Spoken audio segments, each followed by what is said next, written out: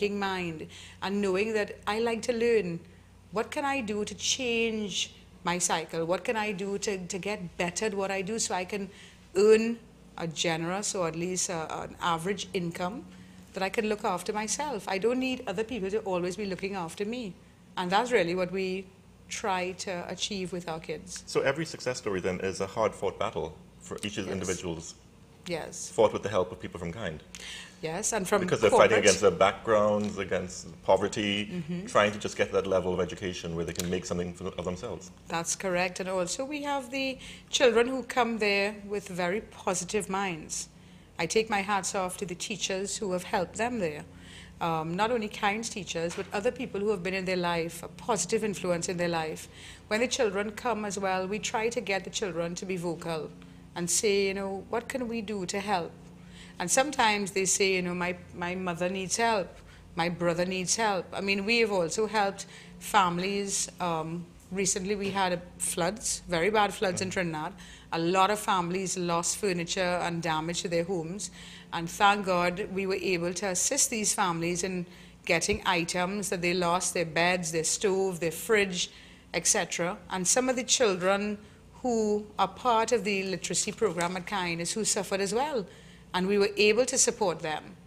I mean, we can't buy everything for them, but we definitely can try, and we can try and get donations, etc., from corporate. Again, corporate Trinidad is amazing. They always come and help, even if they're not only helping kind, they're helping many other NGOs in Trinidad survive. So hats off to corporate. I mean, corporate, if they're making money and they have their own business, they don't need to help, but they do. Because they're helping the people of Trinidad because they exist in this society here. So helping another person, you know, attain higher achievements or attain goals that you normally would not be able to attain is very, very positive. So we're very grateful for that support by corporate Trinidad too. I guess there's the danger though with the economic downturn that you may see a falling in that support. I know the St. Mary's Home was saying they were having problems with their corporate support. I'm sure we have a lot of that to look, I can't say look forward to at all. But I expect we'll see a difference. At the moment, we try and help and do what we can. If we can't financially assist a family or a child, we refer them to someone who can.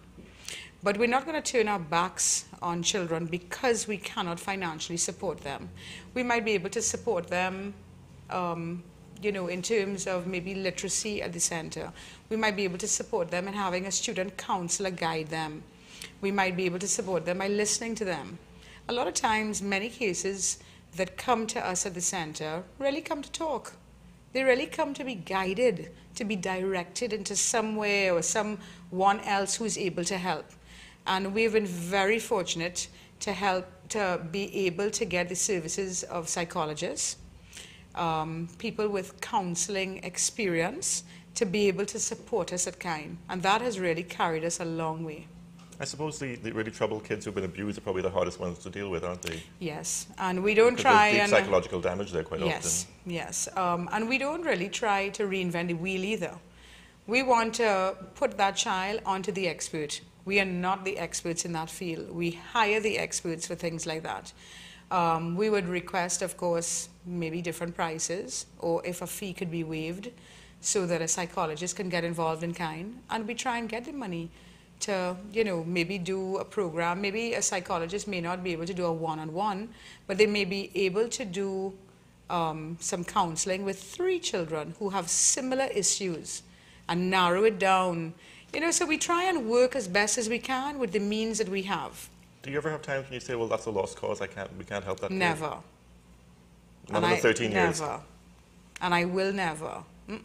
Imagine if that was your child. Even if you can't make the full difference, you at least try and go as far as you can. We go as far as we can, and no child cannot be helped, or no family cannot be helped. Imagine if that was your child, and if you needed help for your child, and every door that you went to was shut, I wouldn't be able to deal with that.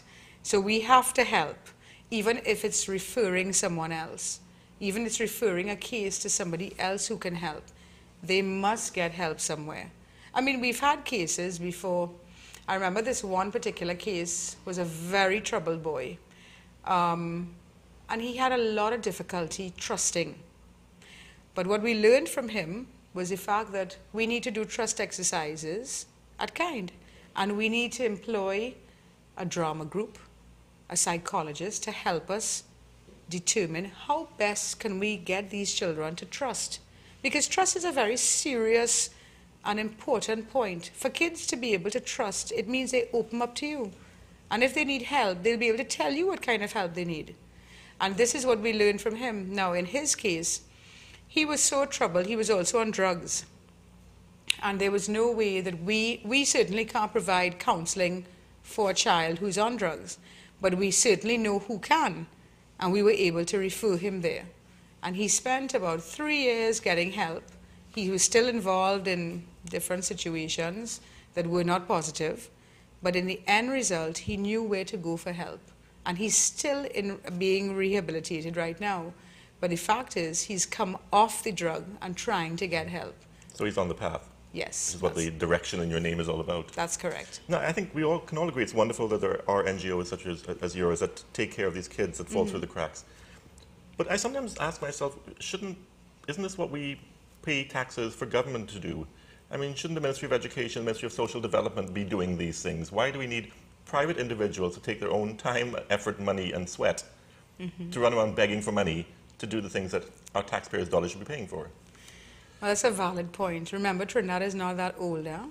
You know, we're still very young as a nation, as an independent nation.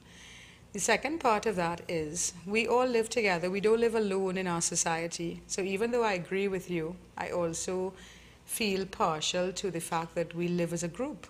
And if we live as a group, then we have to help those who can't help themselves. And the other part of that is I do agree that the government is responsible for providing certain services. But if a government is finding difficulty in the recognition of being able to help a society grow and develop as human beings, then who is going to do it? If they're not doing it, yes, they should be told that they're not doing it, and yes, we should ask for assistance, and yes, they should help. But I'm not going to stand up and watch while others are not happy in their lives when I can make a difference.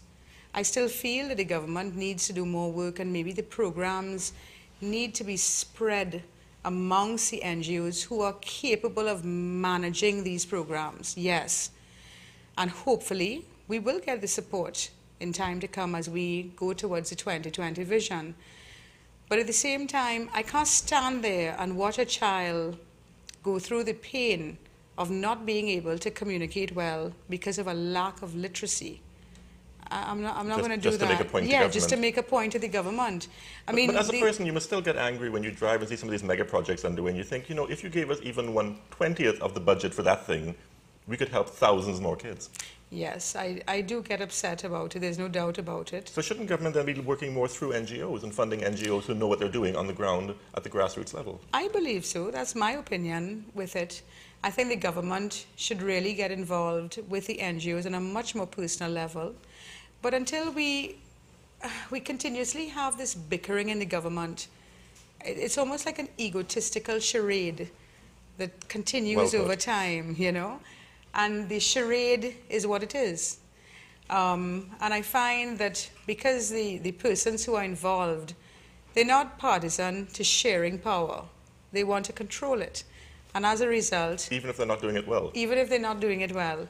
As a result, the people of the country end up paying the price. It's quite unfortunate, though, and I do think there's a lot of change that's taking place. And I hope that with literacy in particular, our young people and our teenagers and children who are growing up in this era of literacy will be able to understand and comprehend and be able to make changes, necessary changes.